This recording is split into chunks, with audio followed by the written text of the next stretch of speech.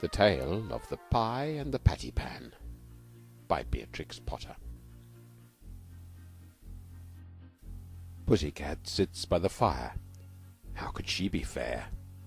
In walks the little dog. Says, "Pussy, are you there?" "How do you do, Mistress Pussy?" "Mistress Pussy, how do you do?" "I thank you, kindly little dog. I fare as well as you." Once upon a time there was a pussy cat called Ribby, who invited a little dog called Duchess to tea. "Come in good time, my dear Duchess," said Ribby's letter, "and we will have something so very nice. I'm baking it in a pie dish with a pink rim. You never tasted anything so good, and you shall eat it all. I will eat muffins, my dear Duchess," wrote Ribby. Duchess read the letter and wrote an answer. "I will come with very much pleasure at 4:15. But it is very strange. I was going to invite you to come here to supper, my dear Ribby, to eat something most delicious." "I will come very punctually, my dear Ribby," wrote Duchess. And then at the end she added, "I hope it isn't mouse." And then she thought that did not look quite polite, so she scratched out "isn't mouse" and changed it to "I hope it will be fine."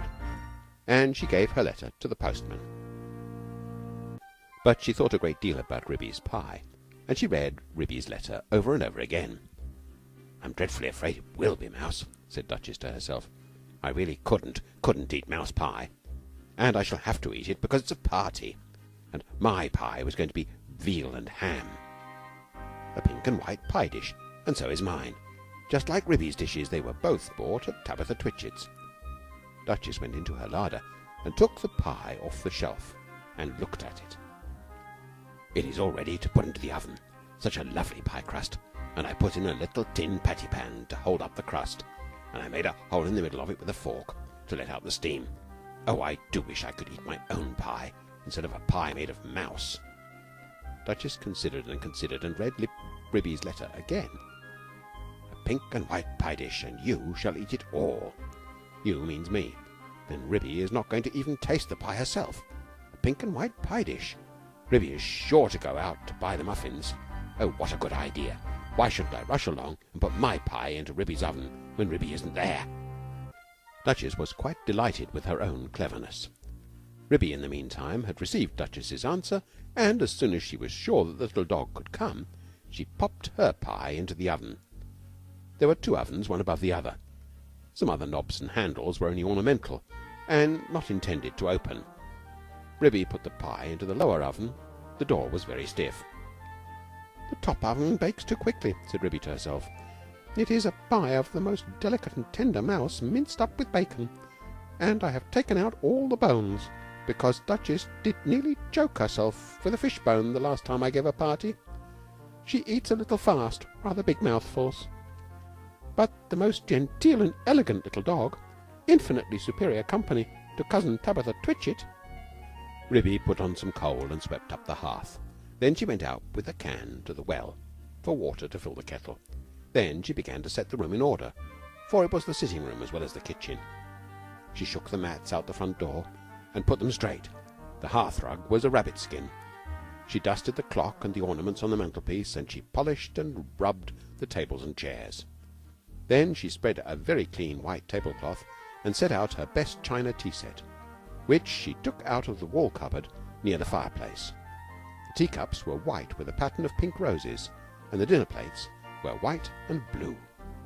When Ribby had laid the table, she took a jug and a blue and white dish and went down the field to the farm to fetch milk and butter.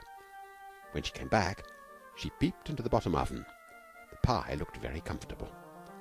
Ribby put on her shawl and bonnet and went out again with a basket to the village shop to buy a packet of tea, a pound of lump sugar, and a pot of marmalade. And just at the same time Duchess came out of her house at the other end of the village.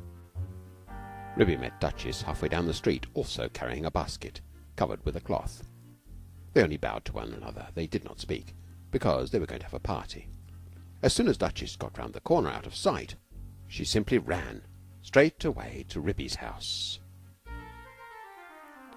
Ribby went into the shop and bought what she required, and came out after a pleasant gossip with Cousin Tabitha Twitchit. Cousin Tabitha was disdainful afterwards in conversation. A little dog, indeed.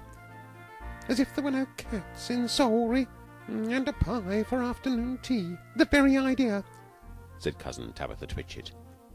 Ribby went on to Timothy Baker's and bought the muffins. Then she went home. There seemed to be a sort of scuffling noise in the back passage as she was coming in at the front door. I trust that is not that pie. The spoons are locked up, however, said Ribby. But there was nobody there. Ribby opened the bottom oven door with some difficulty and turned the pie. There began to be a pleasing smell of baked mouse. Duchess, in the meantime, had slipped out the back door. It's a very odd thing that Ribby's pie was not in the oven when I put mine in, but I can't find it anywhere. I have looked all over the house. I put my pie into a nice hot oven at the top. I could not turn any of the other handles. I think they're all shams, said Duchess. But I wish I could have removed the pie made of mouse. I cannot think what she's done with it. I heard Ribby coming and had to run out by the back door. Duchess went home and brushed her beautiful black coat, and then she picked a bunch of flowers in her garden as a present for Ribby, and passed the time till the clock struck 4. Ribby, having assured herself by careful search that there was really no one hiding in the cupboard or in the larder, went upstairs to change her dress. She put on a lilac silk gown for the party, and an embroidered muslin apron and tippet. It is very strange, said Libby. I did not think that I left the drawer pulled out. Has someone been trying on my mittens? She came downstairs again and made the tea, and put the teapot on the hob. She peeped again into the bottom oven. The pie had become a lovely brown, and it was steaming hot. She sat down before the fire to wait for the little dog. I'm glad I used the bottom oven, said Ribby. The top one would certainly have been very much too hot. I wonder why that cupboard door was open. Can there really have been someone in the house? Very punctually at 4 o'clock, Duchess started to go to the party. She ran so fast through the village that she was too early, and she had to wait a little while in the lane that leads down to Ribby's house. I wonder if Ribby has taken my pie out of the oven yet, said Duchess. And whatever can have become of the other pie made of mouse? At 4:15 to the minute, there came a most genteel little tap-tippity. Is Mrs. Ribston at home? Inquired Duchess in the porch. Come in. How do you do, my dear Duchess? Cried Ribby. I hope I see you well. Quite well, thank you. And how do you do, my dear Ribby? Said Duchess. I've brought you some flowers. What a delicious smell of pie. What lovely flowers. Yes, it is mouse and bacon. Do not talk about food, my dear Ribby, said Duchess. What a lovely white tea-cloth. Is it done to a turn? Is it still in the oven? I think it wants another 5 minutes, said Ribby. Just a shade longer. I will pour out the tea while we wait. Do you take sugar, dear Duchess? Oh, yes, please, my dear Ribby. And may I have a lump upon my nose? With pleasure, my dear Duchess. How beautifully you beg. Oh, how sweetly pretty. Duchess sat up with the sugar on her nose and sniffed. How good that pie smells. I do love veal and ham. I mean to say, mouse and bacon. She dropped the sugar in confusion and had to go hunting under the tea table, so did not see which oven Ribby opened in order to get out the pie. Ribby set the pie upon the table. There was a very savoury smell.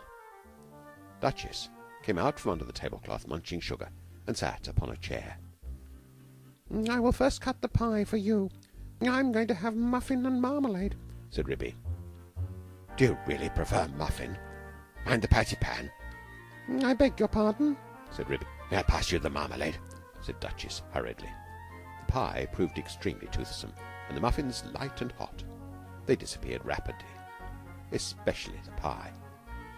I think, thought the Duchess to herself, I think it would be wiser if I helped myself to pie, though Ribby did not seem to notice anything when she was cutting it.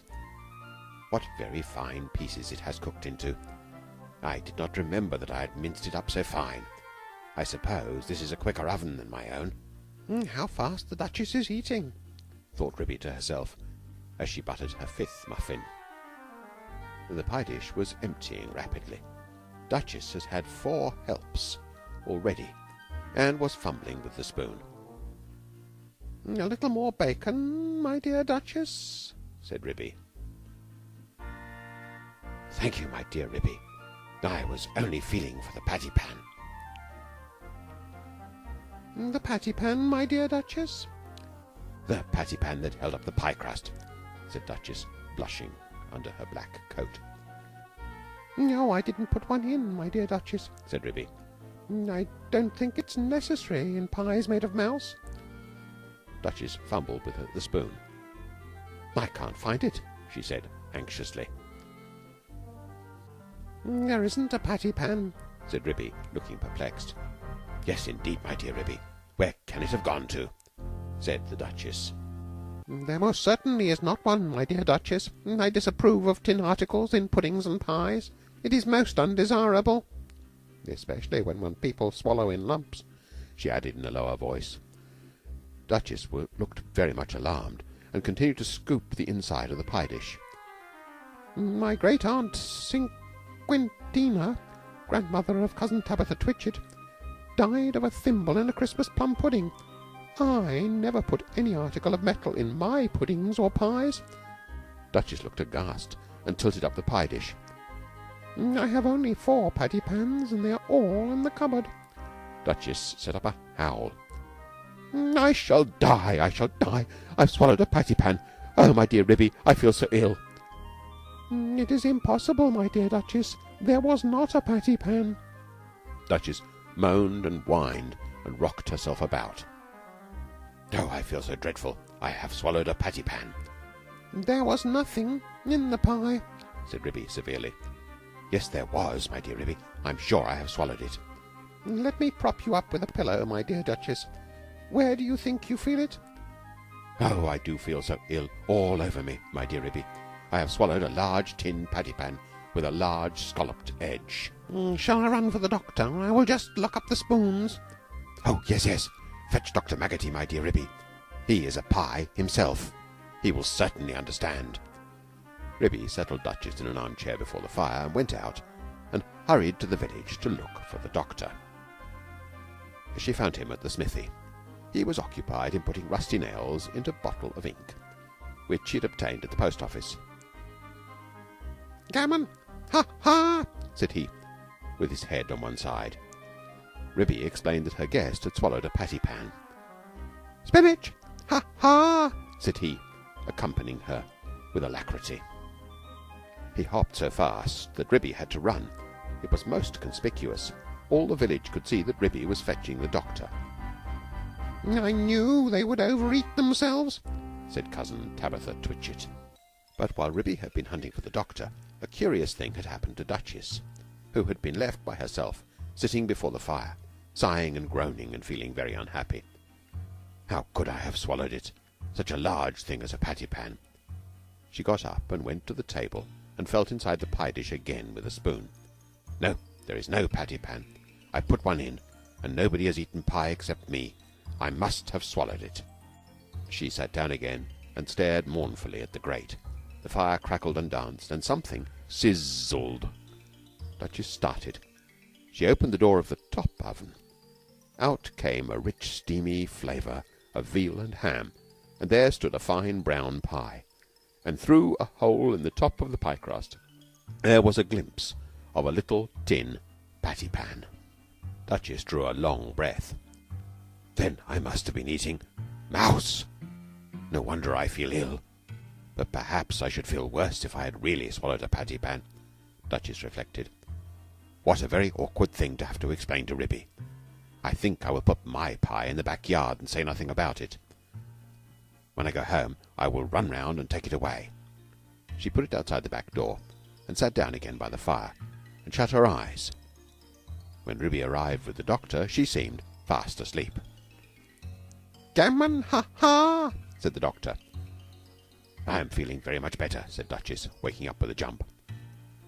"I am truly glad to hear it. He has brought you a pill, my dear Duchess." "I think I should feel quite well if he only felt my pulse," said Duchess, backing away from the magpie who sidled up with something in his beak. It's only a bread pill. You had much better take it. Drink a little milk, my dear Duchess. Gammon, gammon, said the doctor, while Duchess coughed and choked. Don't say that again, said Ribby, losing her temper. Here, take this bread and jam and get out into the yard. Gammon and spinach, ha, ha, ha, shouted Dr. Maggotty triumphantly outside the back door. I'm feeling very much better, my dear Ribby, said the Duchess. Do you not think I had better go home before it gets dark? Perhaps it might be wise, my dear Duchess. I will lend you a nice warm shawl, and you shall take my arm. I would not trouble you for worlds. I feel wonderfully better. One pill of Dr. Maggotty. Indeed, it is most admirable.